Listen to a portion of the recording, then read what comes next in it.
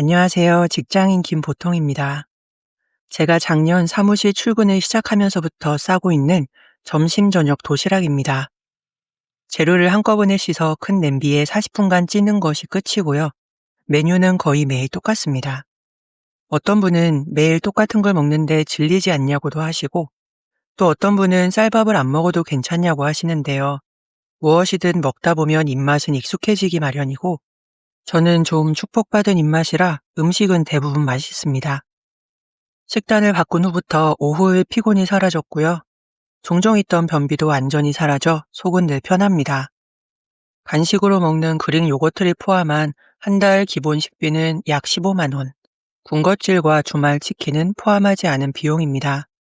식재료는 한 번에 대용량 택배로 하고 쓰레기는 대부분 종이박스입니다. 한 달간 나오는 플라스틱 쓰레기는 스티로폼 박스 1개, 플레인 요거트 4통, 에어백 2개, 비닐끈 4개, 큰 비닐 1개입니다. 음식 찌꺼기는 모두 계란 껍질과 야채 껍질들이라 텃밭 농사를 짓는 직장 동료분께서 전부 거름으로 쓰고 계십니다. 요즘 저속노화 식단이 대세라고 하는데요. 실은 기본 한식이 대부분 저속노화 식단 아닌가 싶네요.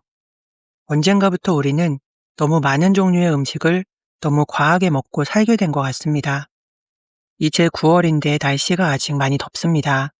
올 2월 경북의 대형 산불, 3월의 때 아닌 폭설, 그리고 바로 몇 주 전 수도권역의 홍수 등 불안정한 대기 상태로 전국적인 피해가 이어지고 있습니다. 지구온난화도 아니고 지구 열탕화 시대라고 불리는 지금 이쯤 되면 기후위기가 더 이상 남의 일이 아니라고 전 국민이 생각하지 않을까 싶은데요. 그럼에도 아직 많은 사람들은 탄소 배출을 줄이는 문제가 미국, 중국, 인도 등의 큰 나라가 움직이지 않으면 소용없고 우리나라 정책과 기업들의 생산 방식이 바뀌지 않으면 소용없다고 이야기하고 있습니다.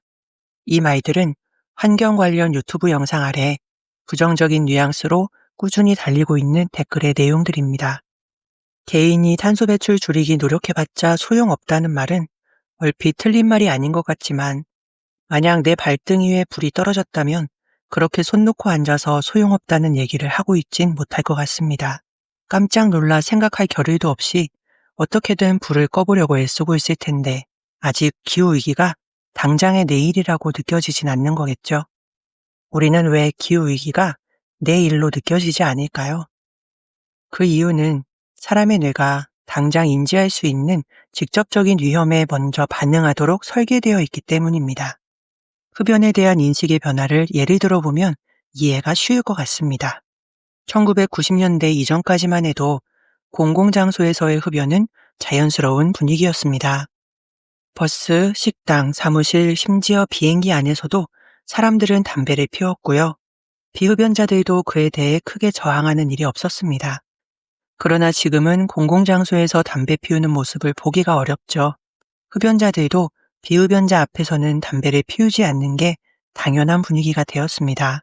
정책이 바뀐 이유도 있겠지만 사람들에게 더 설득력 있었던 것은 간접 흡연이 흡연보다도 더 건강에 직접적으로 해롭다는 뉴스였습니다.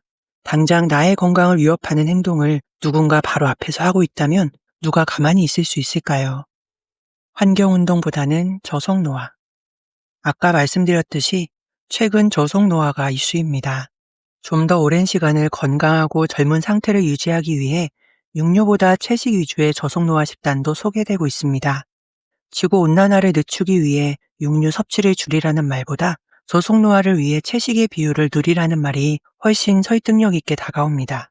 지구 환경의 위기보다는 당장 나의 건강이 훨씬 더 피부로 와닿기 때문이겠죠. 고기를 완전히 끊고 채식주의자가 된다면 탄소 배출 감소를 더 빠르게 할 수 있겠지만 당장 대다수의 사람들이 육류를 포기하게 만드는 것은 불가능합니다.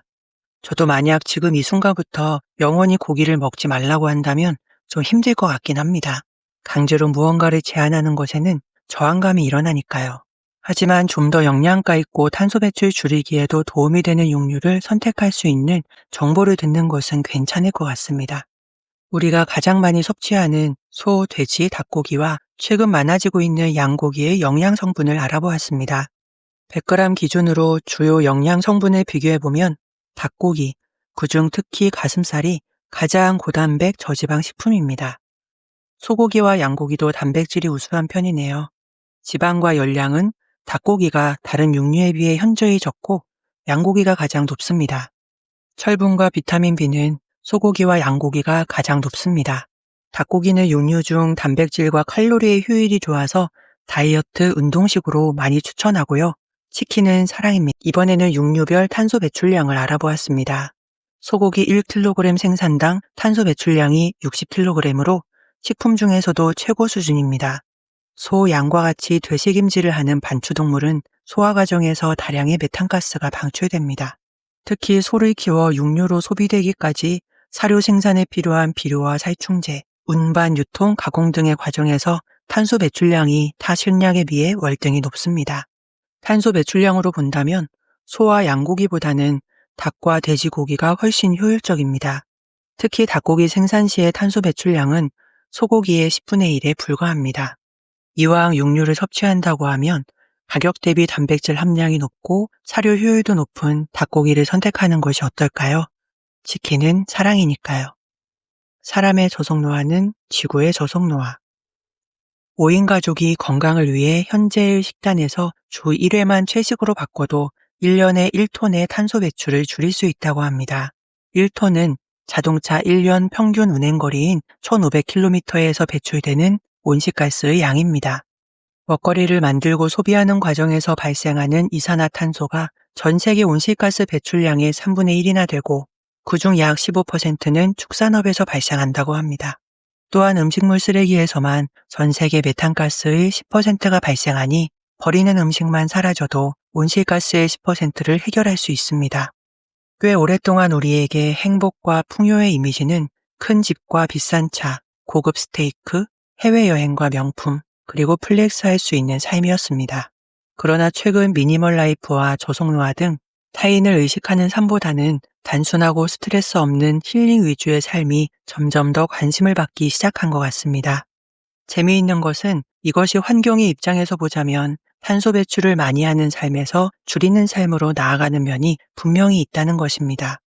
사실 개인이 더 건강해지고 스트레스와 불필요한 소비를 줄이게 되는 삶이 환경에도 도움이 되고 있다는 거죠. 그러니 애써 환경운동을 하려 하기 전에 자신의 건강과 힐링, 그리고 비용 절감을 위하여 식단에 조금씩 변화를 주면 어떨까요? 오늘 영상 마치겠습니다. 감사합니다. 또 뵐게요.